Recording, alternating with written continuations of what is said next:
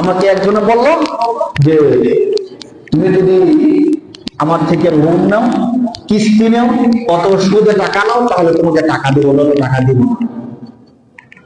ওই ঠিক কঠিন মুহূর্তে যদি আমি বলতে পারি যে না, সুদ, কিস্তি, লোন এই সবগুলো আল্লাহর পক্ষ থেকে হারাম, আমি আল্লাহর বিধানের সামনে তোমার কথা মানতে পারবো না, তখন আমি কি বলেন?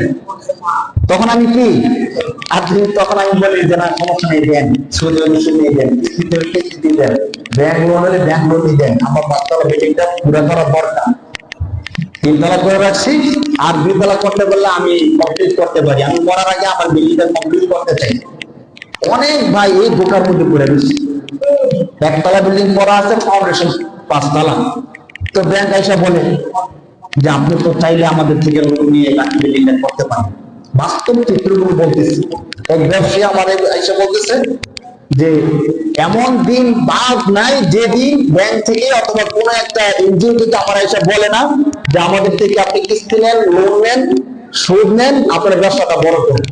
মানুষ কতক্ষণ দুর্বল করবে বলে? পারিবারিক একটু সমস্যা সৃষ্টি হলে, টাকা পয়সার সমস্যা সৃষ্টি হলে তো বারবার বললে কথা মানতে মন চায়। মানুষ না আমরা? আমাদেরকে দুর্বলতা নাই ভাই?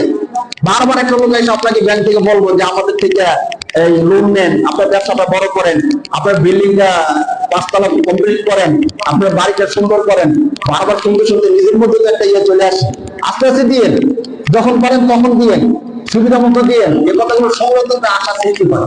আমরা অত মানুষ, আমাদের সাথে অত শয়তান আছে, আসনা ভাই কি কর দেখেন।